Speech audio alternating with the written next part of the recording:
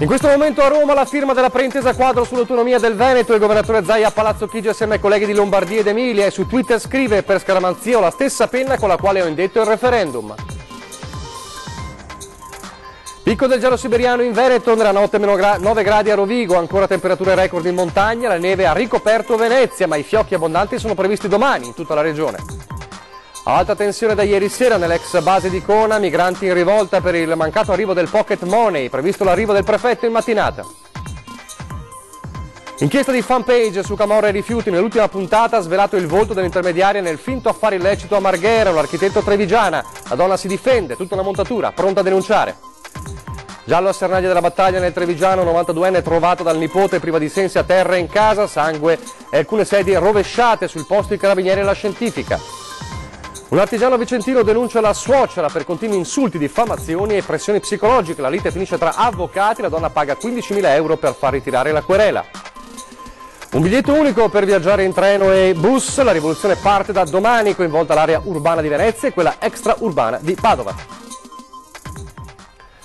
Telespettatori di Antena 3, buongiorno, ben trovati con la prima edizione del nostro telegiornale, dunque in primo piano parliamo dell'autonomia del Veneto, perché proprio in questo momento, in questi istanti, c'è la firma a Roma della preintesa quadro sull'autonomia del Veneto e anche di Emilia Romagna e Lombardia. Dunque oggi il giorno tanto atteso da quel 22 ottobre, il giorno del referendum. Il governatore Zaia proprio qualche minuto fa ha postato sul suo profilo Facebook e anche su Twitter delle immagini, anche un'immagine con la penna Bic nella quale ha scritto: per scaramanzia mi sono portato la stessa penna con cui ho indetto il referendum del 22 ottobre, una penna Bic, e poi appunto la foto con la verifica degli ultimi documenti prima della firma. Dicevamo, una firma storica, una firma molto attesa.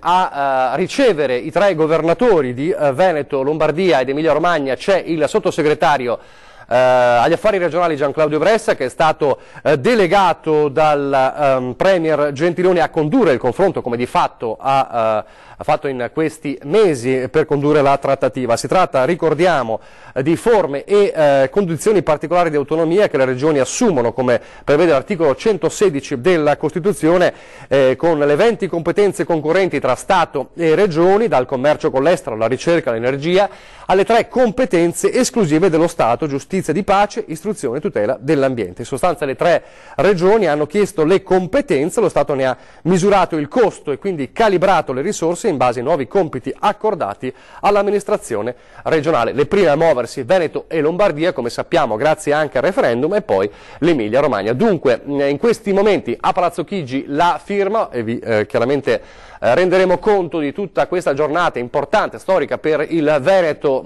a partire dai nostri telegiornali del 18:30 e poi anche nelle altre edizioni dei telegiornali. E adesso parliamo del vento, del gelo che continua a imperversare nel Veneto, il picco proprio la scorsa notte e nelle prime ore di stamattina, con una temperatura tra i capoluoghi la più bassa, -9 a Rovigo, ma continuano le temperature record da -28 a -30 in montagna, e poi è arrivata la neve, a Venezia in anticipo, diciamo, perché le abbondanti nevicate sono previste domani in tutto il Veneto, ma la città lagunare si è risvegliata sotto la neve. Ci racconta queste ore con la neve il nostro Tommaso Stoppa da Venezia. Tommaso.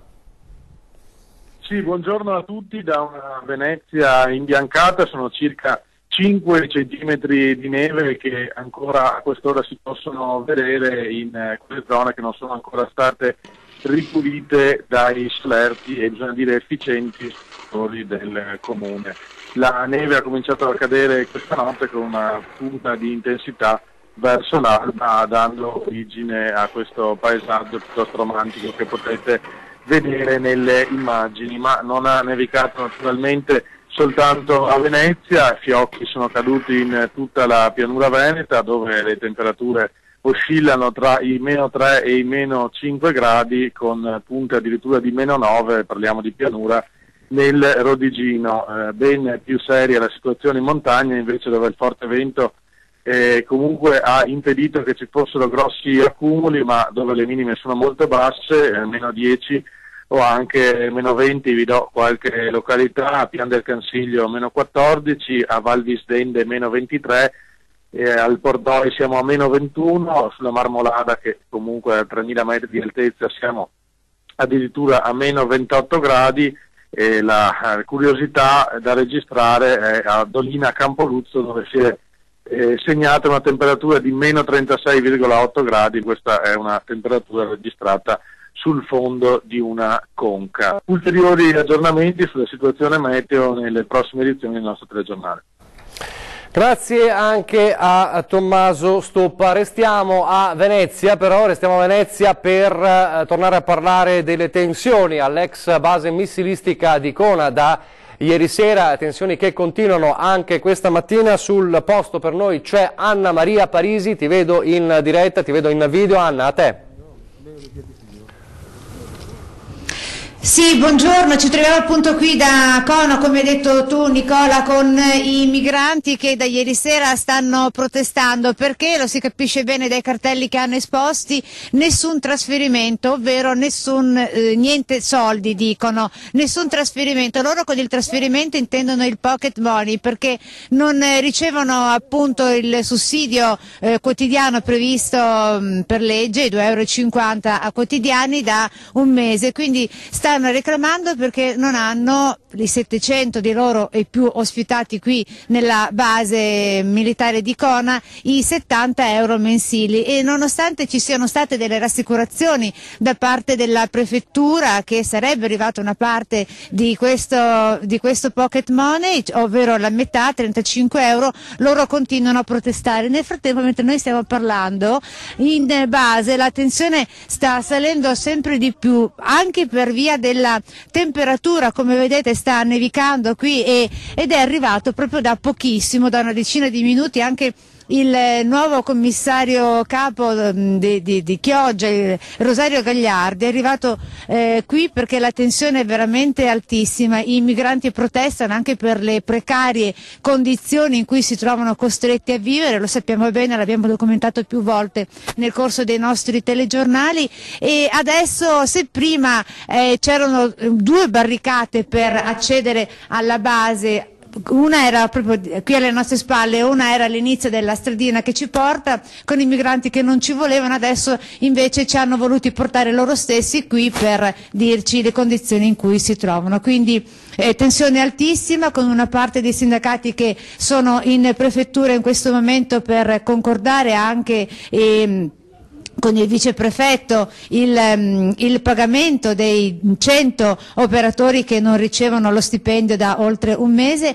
E che cosa è successo? È successo che alcuni degli operatori ci avrebbero hanno documentato e hanno denunciato come alcuni di loro avrebbero subito addirittura delle botte dai migranti stessi. Per questo sembra che domani non vogliono andare a lavorare, non vogliono recarsi qua, ma è tutto ancora a livello di ipotesi, in quanto sono voci che ci sono appena pervenute. Nicola.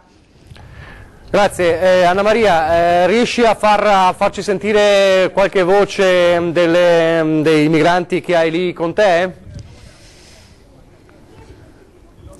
Who wants to speak here?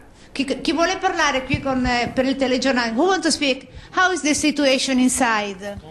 Com'è la situazione dentro? How is the situation inside?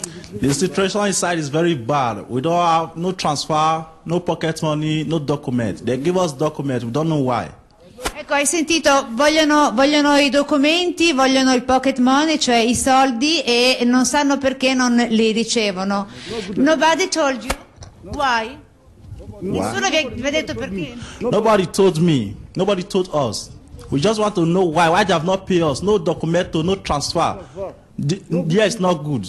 Sì, allora dicono appunto che nessuno ha parlato con loro, nessuno gli ha dato spiegazione, e dentro le condizioni di salute sono molto precarie. Adesso noi cercheremo, Nicola, di vedere se riusciamo ad entrare dentro la base per documentare quello che sta accadendo. Mentre vi sto parlando loro continuano a parlarmi tutto attorno. What happens inside? Cosa è successo dentro? No corner, no good. No pocket money, no transfer. What is the situation of the operator? The problem, everybody one type for here. A minute, please. What is the situation of the operator that they are inside? Are very bad. They are icky. Okay?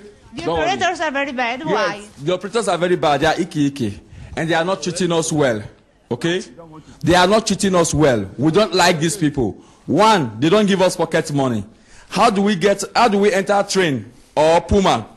Should we go there without Boleto and then have Sì, Muta? try translate now. Allora ci sta dicendo questo ragazzo che gli operatori con loro non sono buoni, perché dice che non gli danno appunto i soldi, quindi loro imputano la causa del mancato pagamento dagli operatori, e dice che ci sono anche tante cose che non stanno funzionando. Adesso cercheremo di capire che cosa. Nicola, nel frattempo ti restituirei la linea, se sei d'accordo. Grazie Anna Maria. Dunque ci ricollegheremo eventualmente se ci sono altre novità del momento sulla situazione di Cona. Adesso noi parliamo invece dell'inchiesta di Fanpage, l'inchiesta di Fanpage sulla traffico, sulla affari, camorra e rifiuti. Nell'ultima puntata, un'inchiesta di cui abbiamo anche parlato nei giorni scorsi con questo finto affare ricreato con un ex camorrista che appunto si è infiltrato, ha finto di voler essere interessato a un affare in zona Marghera. Ebbene, l'ultima puntata, quella di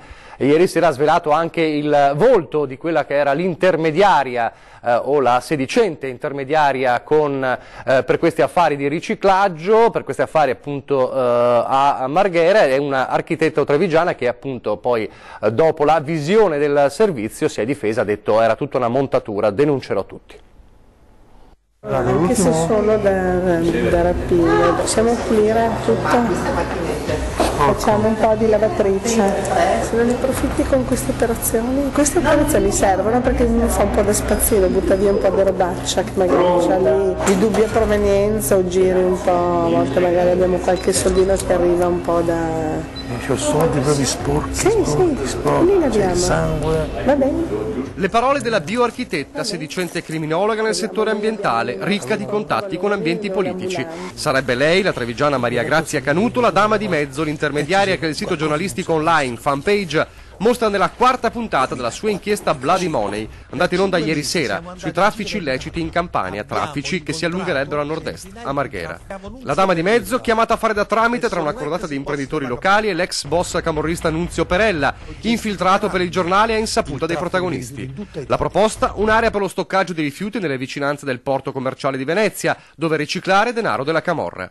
Come sappiamo, questo denaro non ci sarà. Il trolley, che dovrebbe contenere 2 milioni di euro come primo acconto dell'operazione, in realtà ha al suo interno dei pacchi di pasta, ma questo in teoria i personaggi che interagiscono con Perella non lo sanno, convinti di avere a che fare con un camorrista in azione. Questi sono soldi della camorra. Va bene, dov'è il problema? Sì. Va bene? Vabbè, ma mica li cambiamo noi, li facciamo cambiare. Ma noi ce li dobbiamo andare a prendere dove giù?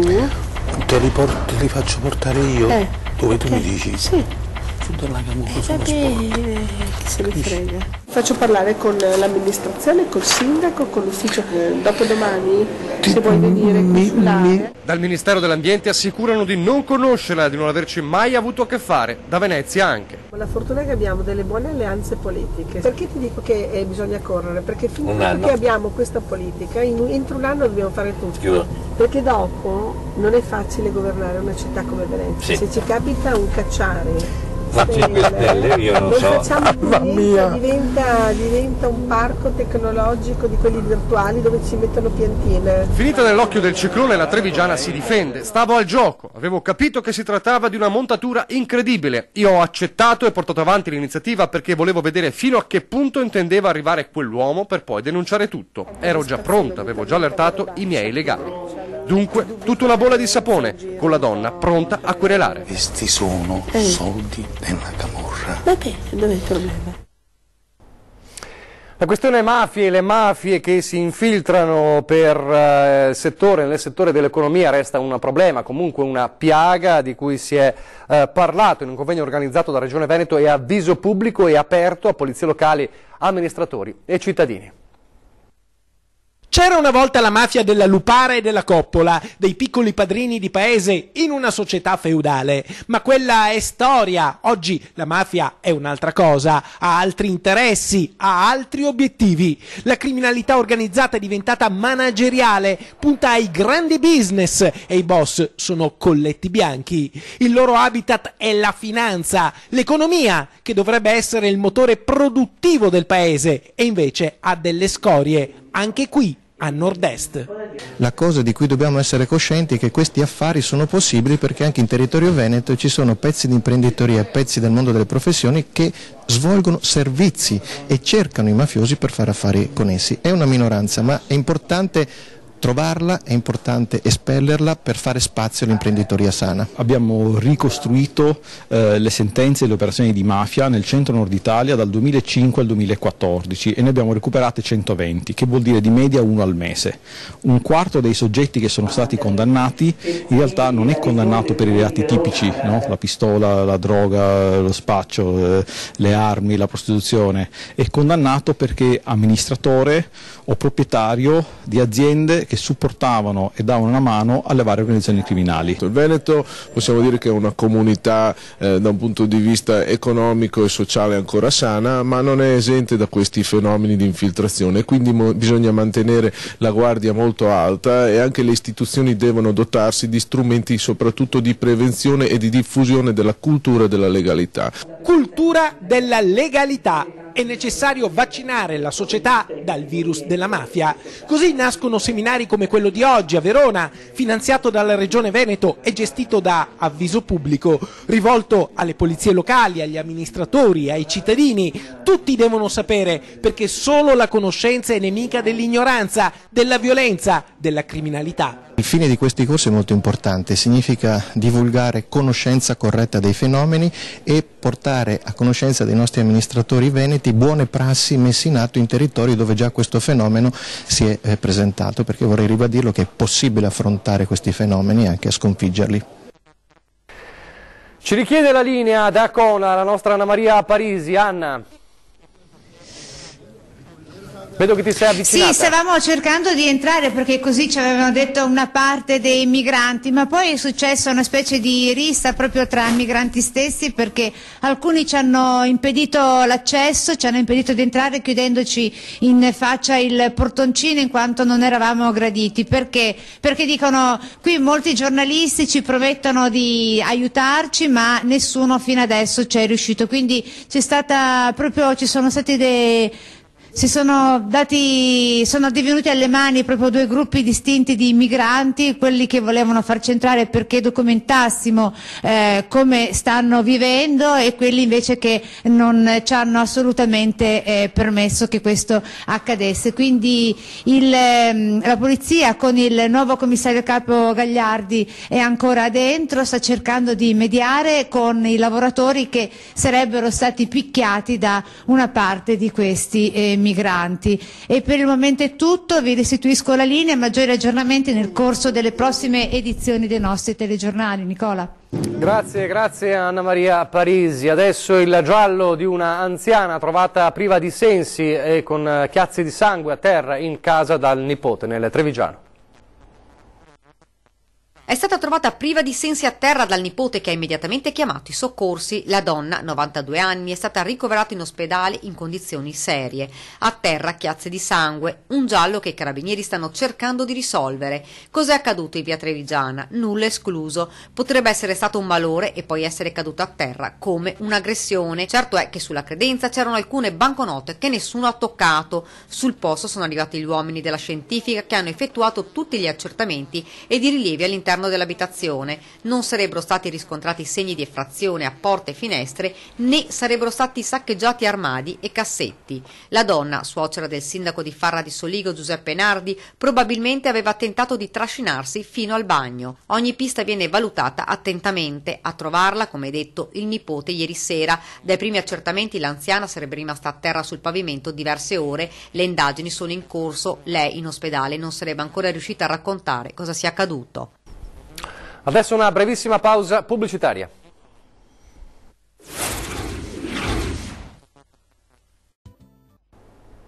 Rieccoci in studio, prima edizione del nostro telegiornale, adesso la politica, a pochi giorni ormai dal voto, come sappiamo tante le liste in campo, come ad esempio Italia agli italiani, che raggruppa fondamentalmente Forza Nuova e Fiamma Tricolore, quindi la destra, e che dibatte a Treviso soprattutto con la volontà dell'amministrazione di vietare piazze e luoghi pubblici a chi non si considera antifascista. I punti cardine vengono riassunti già dalla lista Italia agli italiani, cioè tutto il nostro programma ruota intorno agli italiani, ossia la sovranità, l'identità e per quanto riguarda poi tutti i servizi che ormai non vengono più dati ai cittadini. Ultimi giorni per Gazebo e Volantina AG ribadiscono i punti cardine del proprio programma elettorale. I candidati di Italia agli italiani, lista di estrema destra che unisce Forza Nuova e Fiamma Tricolore, e nel dibattito sui temi caldi della campagna elettorale non può non entrare a Treviso quello sulla volontà dell'amministrazione comunale di vietare gli spazi pubblici a chi non si professi esplicitamente antifascista, antinazista e contro il razzismo, iniziativa che suscita la reazione dei rappresentanti della lista. Cosa significa mettere una firma per dichiararmi antifascista? Il pensiero è il mio e io chiedo le piazze pubbliche per portare avanti il nostro programma. D'altronde stiamo qui a fare gazebo, la questura non ci ha mai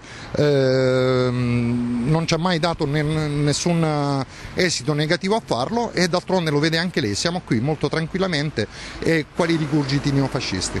Voi siete antifascisti? Noi siamo per la sovranità, per l'identità e per la socialità, quindi se essere per la sovranità e essere identitari significa essere fascisti, siamo fascisti. Se uno invece ci vuole appioppare tutte le cose negative, le negatività che sono state dette fino ad oggi sul fascismo, siamo antifascisti. E poi c'è il tema migranti, come sempre caldissimo, abbiamo visto a Cona, ne ha parlato ieri Lucio Gomiero, candidato di 10 volte meglio a 20 e 10. Noi pensiamo, proprio proiettandoci su una dimensione nazionale e pensando un po' al futuro, di sicuro noi avremo una nazione che deve rimanere più aperta, inevitabilmente. Quindi la nostra capacità di accogliere, di integrare sarà fondamentale. Noi riteniamo e insisteremo su questo punto.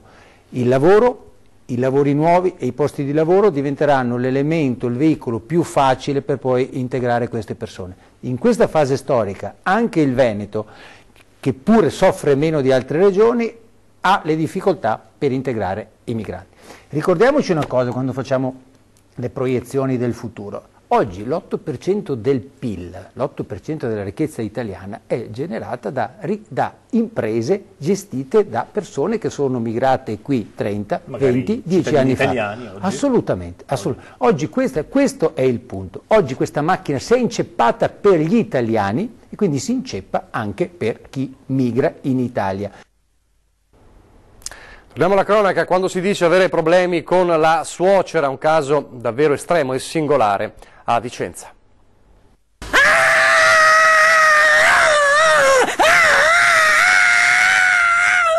Quel mostro di suocera, quando la realtà è come un film. Lui è un artigiano vicentino cinquantenne che ha sposato la moglie e nel pacchetto all inclusive si è trovato a vivere pure con la suocera, che a sentire lui lo maltratta da molti anni, lo denigra, lo insulta, lo diffama, lo tormenta in continuazione e gli mette pure contro gli altri parenti. Insopportabile. Ah, sta benissimo. Alcol 20%. Stanno già telefonando ai parenti. Liberami dal karma negativo. Così il genero ha finito col rivolgersi a un avvocato chiedendo che la suocera sia allontanata una buona volta da casa. Lei però aveva già deciso di ritirarsi in un appartamento del palazzo di famiglia e di non mettere più piede in casa della figlia e del genero, che non è capace nemmeno di smettere di fumare. Ora, prima che la procura chieda il processo per stalking, la suocera ha fatto un passo importante, ha offerto al genero 15.000 euro per ritirare la querela. Lui ha accettato e l'inchiesta si è conclusa. Sarà l'inizio di un nuovo rapporto? Magari non d'affetto, ma almeno di sana tolleranza. Da domani la rivoluzione per chi viaggia nell'area urbana di Venezia e quella extraurbana di Padova con il biglietto unico treno-bus.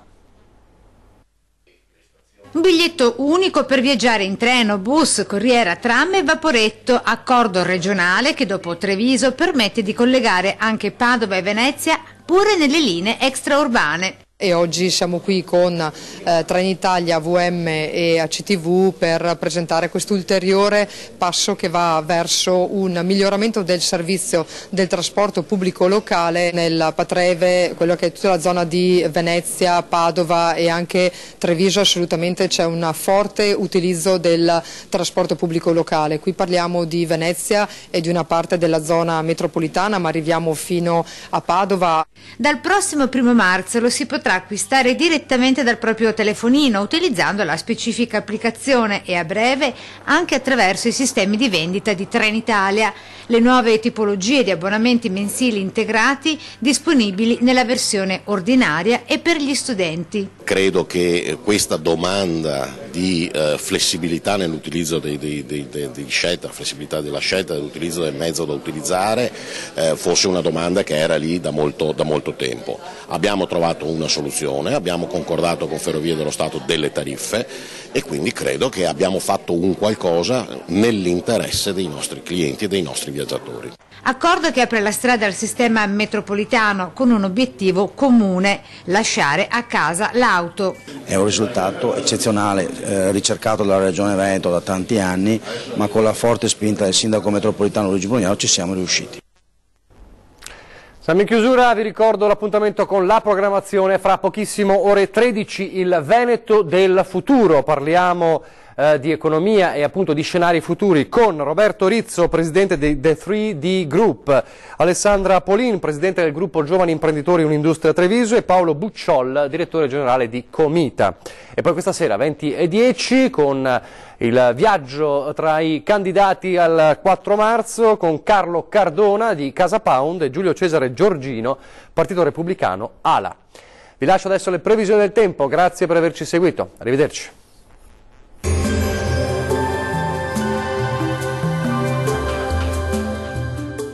Termoidraulica Susin. Se compri una caldaia, in omaggio il condizionatore. Termoidraulica Susin a 0 branco.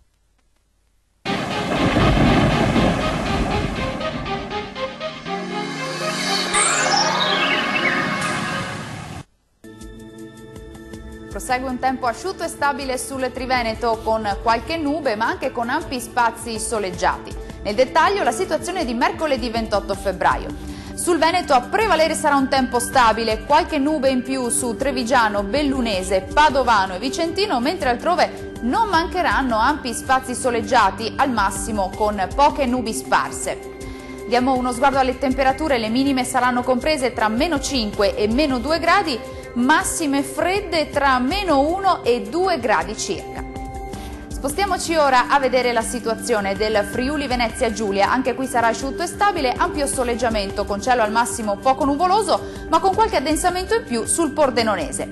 Temperature gelide con minime tra -4 e -9 gradi, massime tra lo 0 e 1 grado. Raggiungiamo infine il Trentino Alto Adige. Cielo molto nuvoloso o coperto sul Trentino, qualche spazio soleggiato in più altrove. Vediamo anche in questo caso le temperature, saranno molto fredde con minime tra -6 e -3 gradi, massime tra lo 0 e i 4 gradi. Dal meteo di Antenna 3 per ora è tutto, arrivederci al prossimo aggiornamento.